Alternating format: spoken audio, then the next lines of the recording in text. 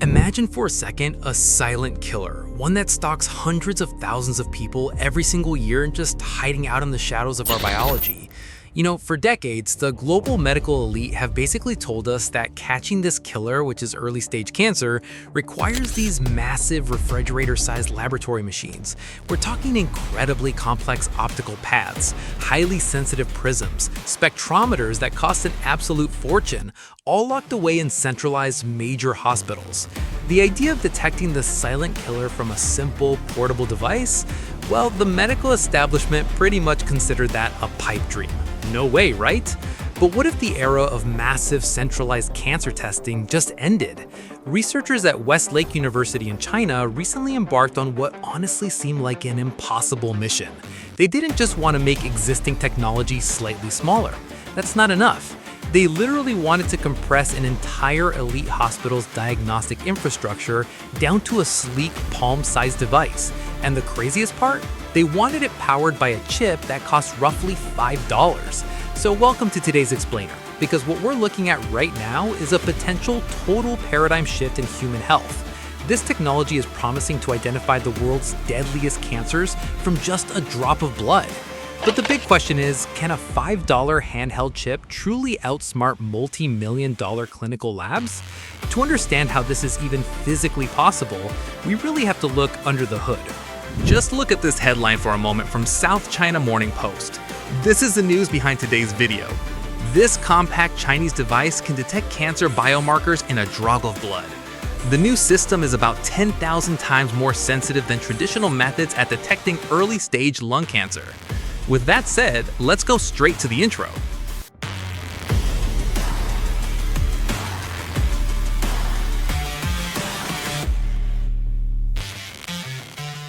The algorithm buries channels that show the truth like mine every single day. The only thing that fights back is you. One like, one subscribe, turn on the bell icon. That's how the truth about China survives on YouTube. Don't let it disappear. Thank you very much. Part 1. Intensity over wavelength. Let's talk about the QMRS breakthrough. Okay, so traditional sensors generally hunt for cancer biomarkers by measuring minute microscopic shifts in the wavelength of light. The problem is, at sub-picomolar concentrations, those shifts are so insanely tiny that you need bulky, expensive spectrometers to even see them. But the Westlake team? They totally threw that playbook out the window. They developed a brand new technology called Q-modulated refractometric sensing, or QMRS for short. Instead of tracking wavelength, it measures changes in light intensity. Imagine stretching the entire spectrum of light into a giant 1-meter measuring tape. This new system detects variations on that tape as tiny as a few micrometers. It essentially turns a microscopic biological event into this massive, undeniable signal. It's brilliant. But here's the catch. To pull this off, you need materials that literally do not exist in nature. Enter AL3D litho. This is a super advanced aluminum-based 3D lithography process. The researchers essentially forged these highly durable, incredibly complex 3D metamaterials. These artificial surfaces are engineered with nanoscale precision to actually trap light. It creates what physicists call bound states in the continuum. What that means for us is that it amplifies the signal of any single cancer biomarker that touches it to an absolutely extreme degree. And because they shifted the focus to light intensity, they were able to ditch the super expensive lasers entirely. The entire diagnostic powerhouse is stripped down to just 3 really basic components. You've got a simple broadband LED light source, a basic silicon photodetector, and of course, the star of the show, that $5 3D sensing chip. That is the whole shebang. That simple architecture is replacing an entire room full of specialized hospital equipment. All right, part 2, the clinical data. We're talking about a 10,000 times leap in diagnostics. Now, we are just talking about theoretical physics here. This is hard, verifiable clinical data published in the highly prestigious journal Nature Photonics.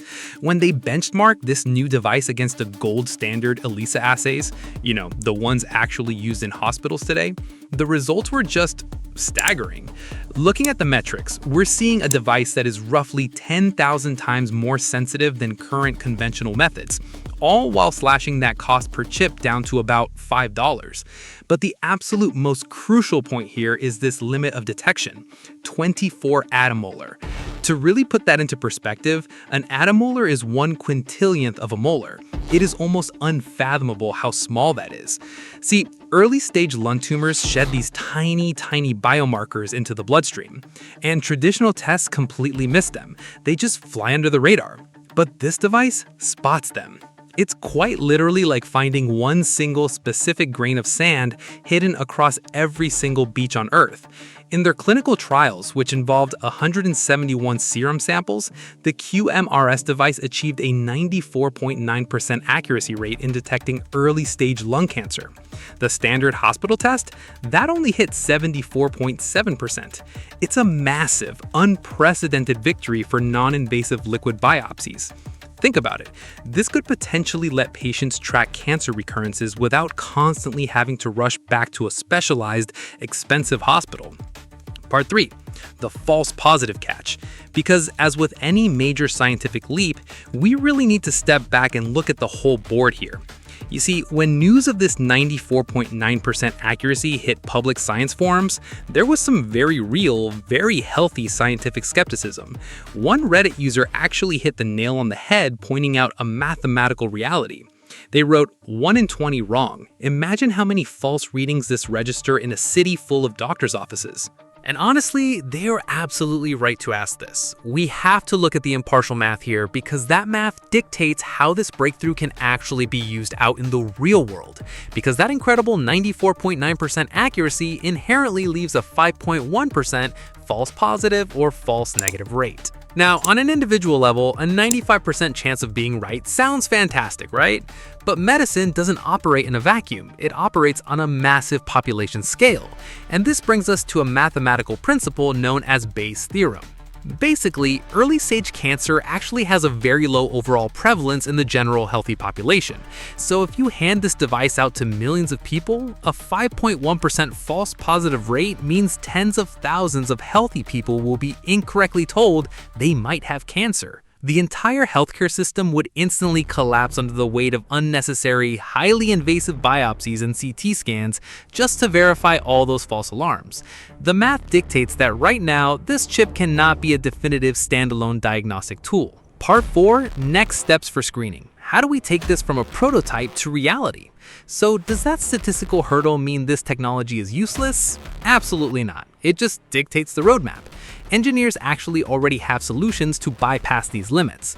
Step 1, multiplexed arrays. If you tweak the metamaterial to track 3 or 4 different cancer markers simultaneously, you completely crush that false positive rate, pushing the accuracy up near 99%. Step 2 is microfluidic filtration.